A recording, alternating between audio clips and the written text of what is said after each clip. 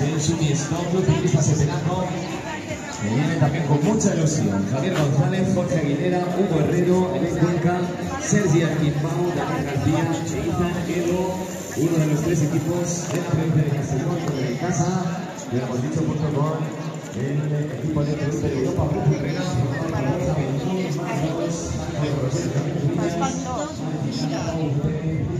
se queda súper y el tercer conjunto de defensa de la provincia de Castellón, que dice un conjunto muy curioso, formado por los jugadores Gabriel Ruiz, Manuel García, Nacho Martínez, Pablo Oliva, Luego de Manuel Jordi Pérez, Hugo Arrate, Javier Alarcón, Mancha Meta, Venecia de Guinea, Manuel Beltrán y Alejandro Romero.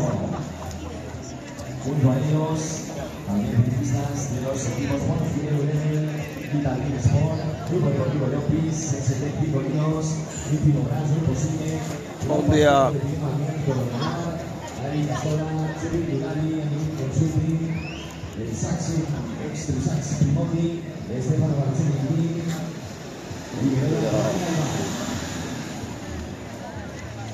y la escena de ciclismo en ruta, categoría cadet, 53 kilómetros, 3 vueltas al circuito y la cuarta, que ya es aquella en la que los ciclistas llegarán a esta línea de meta de Suelas.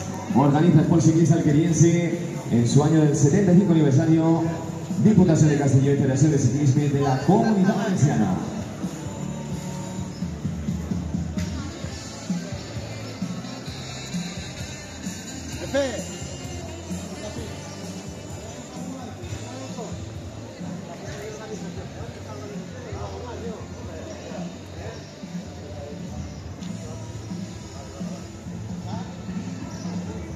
La salida que va a ser un poco de descenso.